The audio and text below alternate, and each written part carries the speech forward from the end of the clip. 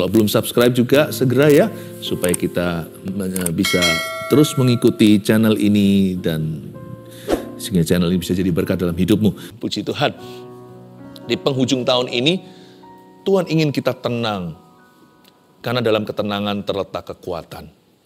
Kalau kita mau jalan dalam kuasa di tahun yang baru nanti, kita harus jalan dengan damai kita di dalam Tuhan. Sekarang ini saya akan sampaikan firman Tuhan, betul yang saya berikan judul, jangan mudah panik. Sekarang mari kita buka terlebih dahulu pasal 8, Lukas 8, 22-25. Jangan mudah panik judulnya. Saya bacakan, ini angin ribut yang diredakan oleh Tuhan. Pada suatu hari Yesus naik ke dalam perahu bersama dengan murid-muridnya. Dan ia berkata kepada mereka, marilah kita bertolak ke seberang danau. Lalu bertolaklah mereka. Dan ketika mereka sedang berlayar, Yesus tertidur. Sekonyong-konyong turunlah taufan ke danau, sehingga perahu itu kemasukan air dan mereka berada dalam bahaya. Maka datanglah murid-muridnya membangunkan dia. Katanya, Guru, Guru, kita binasa. Ia pun bangun lalu menghardik angin dan air yang mengamuk itu. Dan angin dan air itu pun reda dan danau itu menjadi teduh. Lalu katanya kepada mereka, di manakah kepercayaanmu? Maka takutlah mereka dan heran lalu berkata seorang kepada yang lainnya, siapa gerangan orang ini? Sehingga ia memberi perintah kepada angin dan air dan mereka taat kepadanya. Sekali lagi, saya coba tekankan bahwa orang yang memperoleh perspektif Tuhan tentang kehidupan tidak akan panikan, melainkan mudah tenang hatinya. Berbahagialah orang yang memperoleh hikmat, karena itu lebih berfaedah daripada memperoleh emas, perak, dan permata. Kalau hati gelisah, apa obatnya? Damai sejahtera melampaui akal budi itu dimulai dengan cara pandang yang benar. Hari ini saya akan ajarkan lewat firman ini, bagaimana kita itu beriman kepada Tuhan. Dimulai dengan ayat 22 dulu. Pada suatu hari Yesus naik ke dalam perahu bersama-sama dengan muridnya. Stop. Harusnya ini first clue. Ini harusnya menjadi satu bocoran indah. Bahwa panik itu tidak perlu. Mengapa begitu? Karena Yesus naik ke dalam perahu. Perahu murid-muridnya. Kan asal Yesus bersama dengan mereka, Immanuel Allah beserta. Harusnya mereka tidak usah takut. Kecuali kalau kita sedang bertentangan dengan Tuhan. Misalkan seperti Yunus yang lari ke arah yang berlawanan. Ya dia bisa ekspektasi angin taufan itu tidak akan ada solusinya. Karena dia sedang lari dari panggilan. Kemanakah aku dapat pergi menjauhi rohmu Tuhan? Kalau kita lagi melarikan diri dari Tuhan, ya siap-siap aja. Nggak ada pertolongan. Sampai kita berlutut, bersujud di kaki Tuhan lagi, minta ampun, dan bertobat, serta kembali, lalu Tuhan pulihkan. Tapi kalau kita bersama dengan Tuhan, tidak ada yang salah antara hubungan kita dengan Tuhan Yesus. Dan kita tahu bahwa sebagai orang yang sudah terima Tuhan, Yesus itu ada di dalam hidup kita. Jangankan di hidup ini, Yesus juga ada di dalam hati kita. Kita sama Tuhan itu menyatu. Dia di dalam aku di dalam dia. Takut apa? Harusnya ini first clue. Harusnya ini menjadi sebuah catatan. Catatan ke-1 agar manusia tidak panik. Yesus naik ke dalam perahu bersama dengan murid-muridnya. Dan ia berkata kepada mereka begini, marilah kita bertolak ke seberang danau. Berhenti sejenak. Yesus berkata, mari kita bertolak. Jadi berarti ini kan kemauan Tuhan ya kan? Ini kan kehendak Tuhan Yesus. Yesus yang ajak mereka bertolak ke seberang. Mendayung perahu mereka ke danau. Tuhan yang membawa mereka dari sisi sini ke sisi sana. Jadi Tuhan yang mengarahkan hidup ini. Kalau Tuhan yang berkehendak, Tuhan yang bertanggung jawab. Kemauan dan kehendak Tuhan itu dinyatakan. Murid-murid kan tinggal memberikan ketaatan. Jadi kalau tiba-tiba di tengah-tengah jalan ada angin taufan, Harusnya mereka lemparkan kembali tanggung jawab itu ke tangan Tuhan dan berkata, Tuhan, Engkau yang suruh aku. Engkau yang suruh aku di danau ini. Engkau yang perintahkan agar kami menyeberang ke sana. Sekarang kalau kami diperhadapkan dengan situasi begini, kami nggak takut. Karena Tuhan pegang kendali. Tuhan tuh nggak pernah iseng. Tuhan tuh nggak pernah panik. Kalau Tuhan kasih perintah, Tuhan yang akan memastikan kita sampai ke sana. Asal kita jalan dalam ketaatan. Kita punya keberanian percaya bahwa Tuhan tidak tinggalkan. Asal hati kita tidak tertuduh ada sebuah dosa yang kita sembunyikan atau kita sengaja. Maka kita harusnya punya iman yang agak bandel, ya kan? Hai angin taufan, kau tidak lebih kuat dari Tuhan. Engkau menjadi rintangan. Tapi aku ada di sini karena Tuhan Yesus yang kehendaki. Aku mau pergi ke sana itu karena Tuhan yang suruh. Hai kamu, angin-angin topan dan semua badai lautan, jangan coba-coba menghalangi orang yang sedang dalam perjalanan misinya. Hidupku bukannya aku lagi, tapi Yesus dalamku. Kalau Tuhan suruh, kalian bukan berurusan sama aku. Kalian berurusan dengan Dia yang memerintahkan ke saya. Harusnya mereka punya iman yang bandel. Harusnya mereka punya iman itu kuat. Harusnya semangat mereka itu tidak mudah dipatahkan.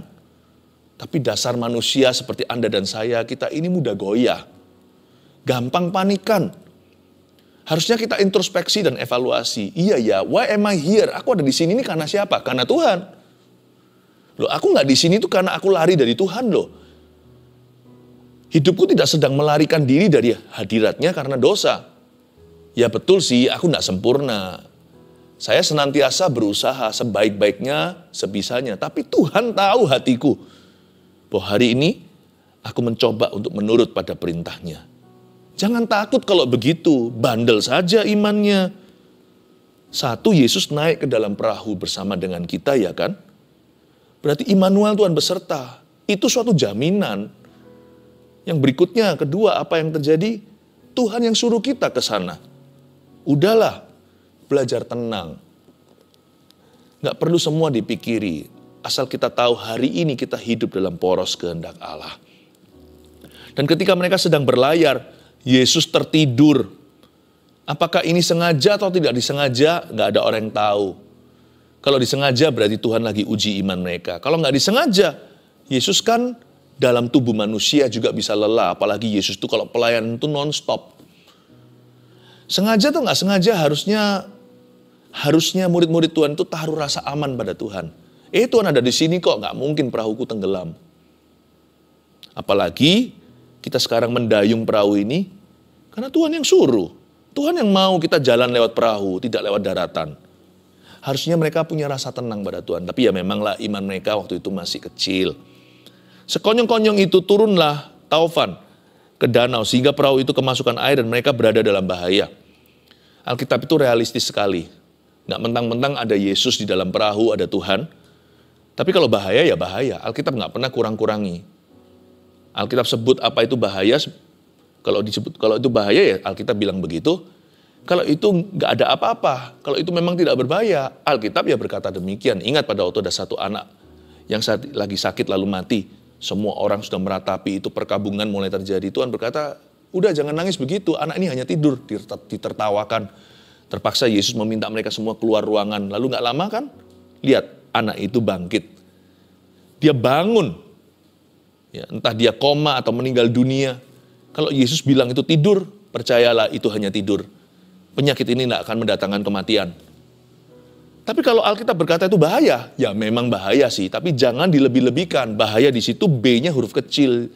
Jangan dikasih capital letter atau B huruf besar. Dan mereka berada dalam bahaya, maka datanglah murid-muridnya membangunkan dia, katanya, guru-guru. Perhatikan ini, kita binasa. Nah gini loh ya, berhenti di sana dulu. Bahaya sih iya, tapi binasa sih enggak. Manusia itu nggak pernah bisa presisi. Apalagi kalau kita mudah panikan orangnya. Orang yang panikan itu selalu berlebihan atau selalu melebih-lebihkan. Karena itu Alkitab tidak suruh kita untuk mengabaikan bahaya. Kita harus waspada, kita harus juga bijaksana. Tetapi mana ada kata binasa? Firman hanya berkata, there is danger. Tapi kita juga jangan lupa, there is God in our danger. Ada Tuhan di dalam bahaya kita. Makanya itu bahaya kita nggak sampai binasa.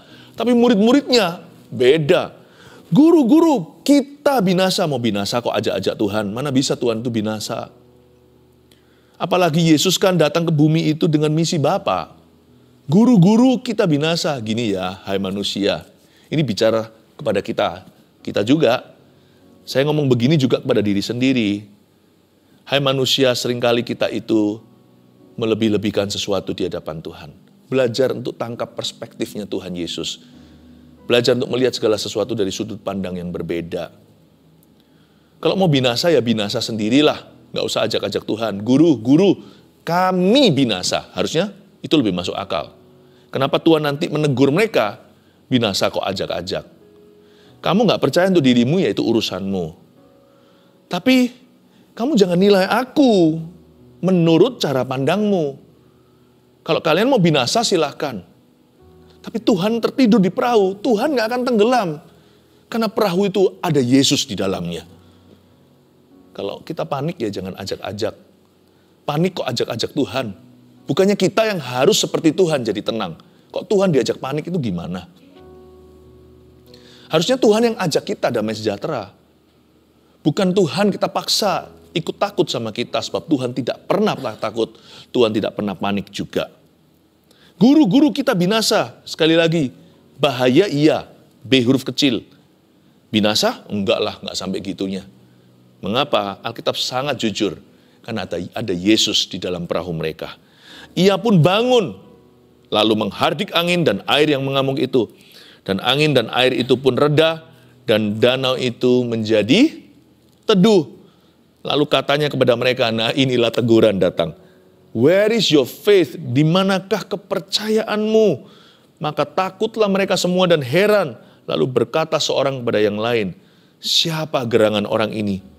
Sehingga ia memberi perintah kepada angin dan air dan mereka taat kepadanya. Kok sekarang baru tanya Yesus siapa? Bukannya mereka sudah kenal ya? Tahu Tuhan. Tidak sama dengan mengenalnya. Ada banyak orang itu tahu Yesus, tidak tentu mengenal Yesus. Jangan sampai kita masuk dalam golongan yang tahu Tuhan, tapi nggak kenal beneran atau nggak kenal sungguhan. Siapa gerangan orang ini? Waktu Tuhan tegur mereka, di mana imanmu? Saya kasih poin-poin sederhana lalu saya jelaskan pada Anda satu persatu lagi. Jangan mudah panik. Satu, tidak semua hal harus ditanggapi secara serius. Nggak usah segala sesuatu itu dipikirkan. Kalau kita mau pikirkan, kenapa nggak pikirkan aja semua? Takut-takut, jangan-jangan oksigen akan berhenti ada. Kita kok nggak takut ya? Nggak ada air di bumi ini. Kok nggak takut ya tiba-tiba tertimpa langit-langit? Kenapa kita... Ada banyak yang kita pikirkan. Jangan semua itu dipikirkan secara serius, lalu dibawa stres. Tidak semua hal itu harus ditanggapi dengan cara demikian. Kita harus belajar cuek. Untuk apa yang akan reda sendiri. Saya kadang-kadang berimajinasi. Gimana ya kira-kira kalau Yesus nggak dibangunkan sama murid-muridnya? Mana lebih kuat? Angin itu mau tenggelamkan perahu, atau Yesus tetap tertidur dan perahu itu ujungnya nggak apa-apa. Menurut saya ya dalam hal ini ya, meskipun Alkitab tidak mengatakannya, saya berimajinasi. Walaupun jikalau, atau sekalipun Yesus nggak dibangunkan dan menghardik angin dan semua taufan itu, mana berani setan nekat. Mana berani alam semesta menenggelamkan penciptanya. Cepat lambat, tarik tambang, Yesus yang lebih kuat tidurnya. Itu lama-lama angin itu reda sendiri. Jadi belajar cuek aja lah ya untuk apa yang akan pergi dengan sendirinya. Nggak semua itu harus kita tengking, bahkan tidak semua itu harus kita hadapi dengan iman-imanan seperti apa. Terkadang berserah dan percaya aja udah cukup. Dalam tinggal tenang kekuatanmu. Engkau tidak harus berbuat apa-apa. Lihatlah Tuhan. Diamlah dan ketahuilah bahwa aku adalah Allah. Engkau tidak akan berperang karena Allah yang akan berperang untukmu. Harusnya rasionya jalan. Tapi orang kalau panik itu sudah gak objektif. Harusnya logikanya begini. Loh, Yesus kan di perahuku. Ya udahlah berusaha sebaik mungkin hai manusia. Nggak mungkin lah anak Allah tenggelam bersama dengan kami hari ini. Lain cerita kalau Yesus nggak ada di perahu dengan saya boleh panik. Apalagi Tuhan yang suruh kita ke situ. Udahlah, Tuhan tahu kok. Tuhan dalam tidurnya lebih berkuasa daripada manusia dalam bangunnya. Tuhan dalam kepulasannya lebih hebat daripada semua taufan itu dalam keganasannya. My sleeping Jesus is more powerful than the waves. Yesusku yang tidur lebih dahsyat daripada semua angin badai itu. Harusnya kita punya iman gak perlu gede, gak perlu besar. Iman kita harus bulat sama Tuhan. Lupakah kita siapa Tuhan di hidup kita? Kalau Tuhan di dalam hati kita, di dalam hidup kita, masa bisa kita itu destroyed? Masa bisa kita binasa? Siapa yang memanggilmu? Tuhan. Siapa yang menyuruhmu taat pada firman hari ini? Tuhan. Siapa yang suruh kita setia di mana kita ditempatkan? Tuhan. Tenang saudara, keluarga Saat Teduh tercinta. Jangan panik ya. 2. Gunakanlah iman untuk memerintahkan keadaan. Ayo saya bawa lagi dalam imajinasi dan renungan. Perenungan saya kira-kira begini. Seharusnya ada opsi lain lebih baik, lebih bagus. Mereka harusnya respect Tuhan Yesus itu lelah, letih secara badani. Karena Tuhan itu melayani itu seperti saya katakan tadi, tiada henti. Kadang-kadang gak makan lagi. Jam-jam tidurnya terganggu selalu. Lalu belum lagi pagi-pagi, Yesus terbiasa langsung pergi ke Getsemani, berdoa murid-muridnya ketika terjaga lihat sang guru tidak ada di sana. Biarkan Tuhan tidur. Maksud saya begini secara jasmani, kalau hari ini Yesus sudah bangkit, maka firman ini berlaku. Allah kita tidak pernah terlelap. Allah kita tidak pernah tertidur. Penjaga Israel itu tidak pernah memejamkan mata. Tapi Yesus sebagai manusia, 100% manusia bukan hanya 100% Allah. Dia butuh tidur hari itu. Seharusnya murid-muridnya berkata begini, salah satu dari 12 harusnya cukup dewasa berkata, jangan ganggu guru. Guru sudah perintahkan, titahnya berjalan. Bukankah firmannya guru ini yang mencipta dunia? Kalau Tuhan suruh kita ke situ, gak ada seluruh apapun di alam semesta ini yang bisa menghentikan kita. Gak ada yang bisa menenggelamkan kita. Udah, jangan ganggu guru.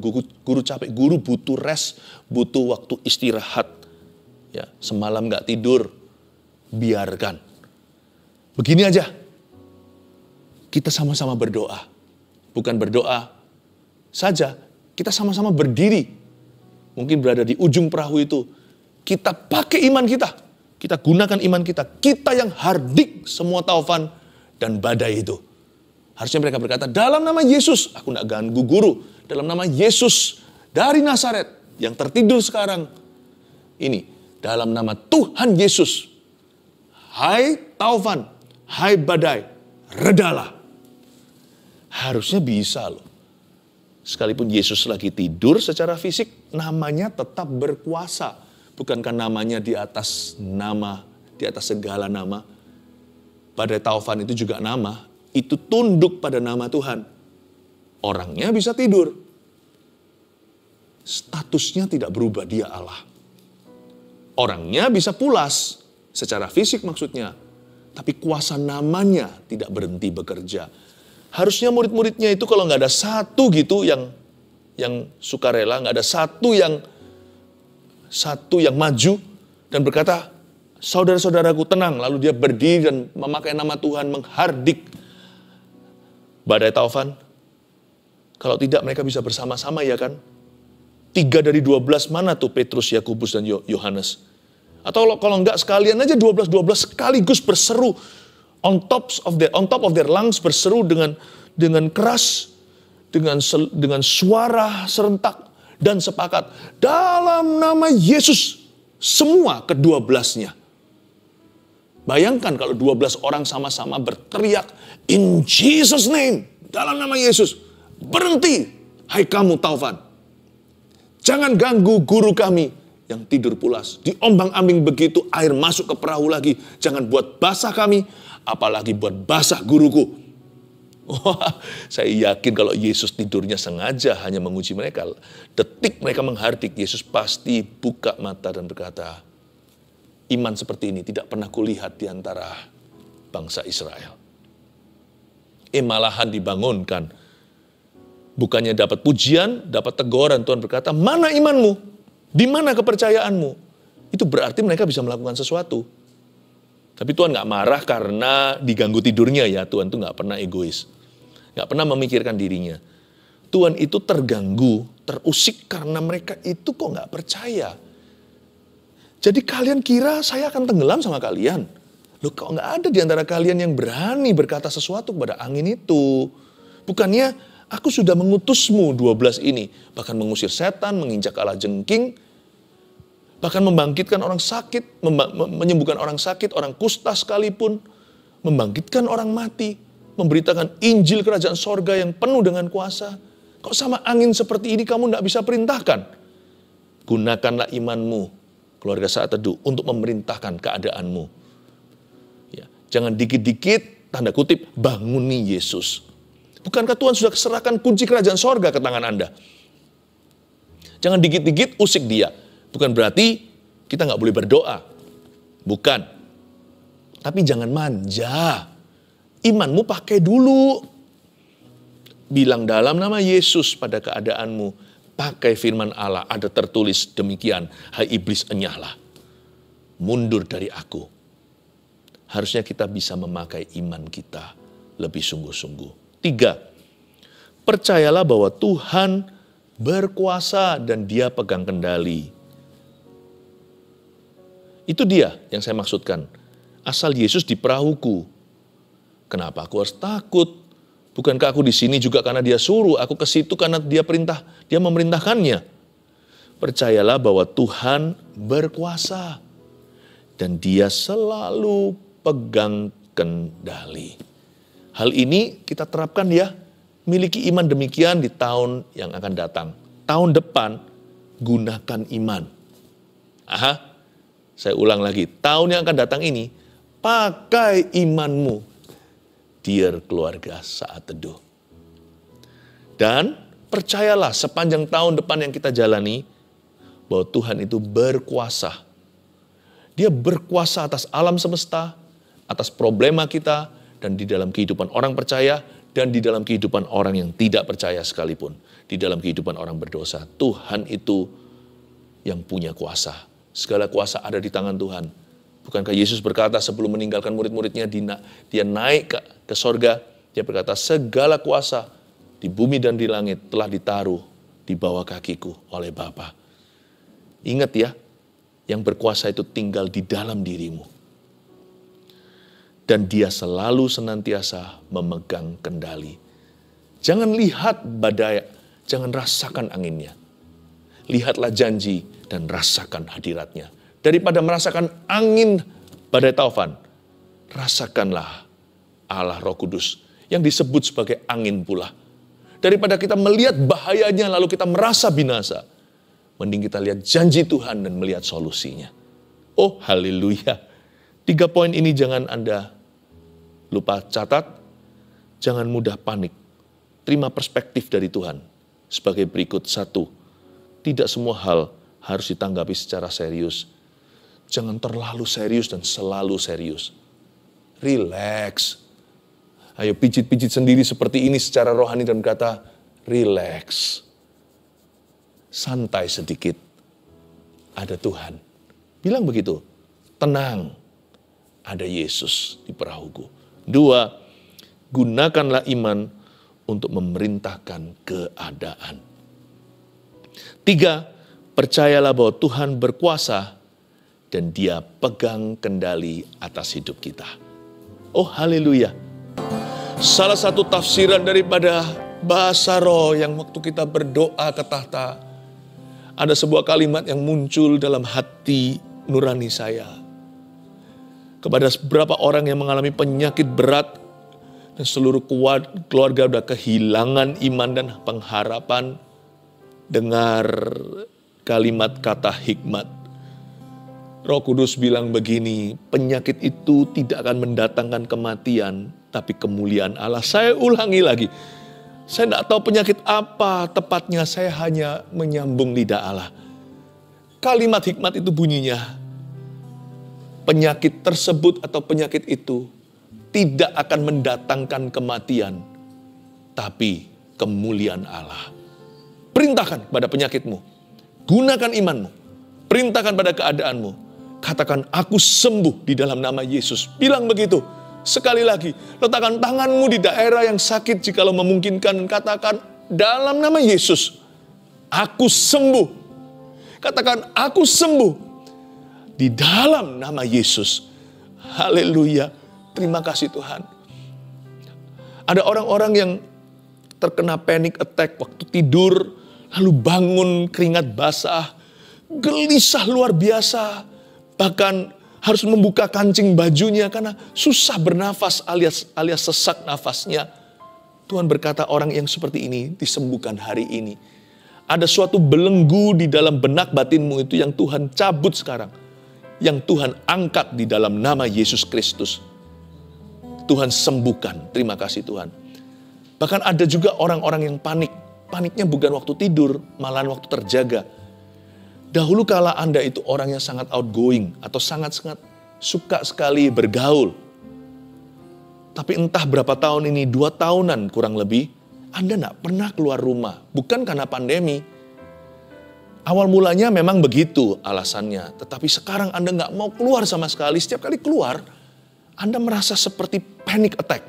Setiap kali keluar, lihat dunia luar, menghirup udara segar, kelihatan orang banyak, terutama ketika Anda melihat orang-orang yang tidak Anda kenal, Anda merasa tidak aman, rasa seperti gelisah, kayak mau pulang ke rumah. Sekarang juga seperti Cinderella yang harus lari, peduli amat kalau ketinggalan barang, pokoknya harus pulang. Itu mulai gak sehat. Di dalam nama Yesus, saya berdoa Tuhan menyembuhkan Anda dari panic attack itu. Terima kasih Tuhan. GERD dan asam lambung, reflux, yang sampai bisa muntah, tapi nggak termuntahkan, sudah sampai ke lehernya di atas. Dan itu sangat asam sekali. Dan Anda tahu bahwa Anda mengalami ini berkali-kali, sudah diobati juga nggak sembuh. Karena memang Anda orangnya panikan juga. Tuhan sembuhkan dua-duanya ya. Tuhan sembuhkan jiwa Anda yang mudah goyah dan panik melulu. Dan Tuhan sembuhkan GERD itu, aku tengking di dalam nama Yesus Kristus. Asam lambung, kau pergi di dalam nama Yesus. Turun ke bawah, bukan naik ke atas. Tinggal di lambung itu, tidak keluar ke tenggorokannya. Di dalam nama Yesus Kristus. Haleluya. Mari kita angkat tangan kita untuk menerima damai sejahtera dari Bapa, kasih karunia dari Tuhan Yesus. Pengurapan yang baru dari Allah Roh Kudus menyertai kita di penghujung tahun ini, membawa kita, mengasyir kita masuk dalam janji Kristus untuk tahun depan. Terimalah berkat dari Allahmu. Haleluya dalam nama Yesus. Amin. God bless you.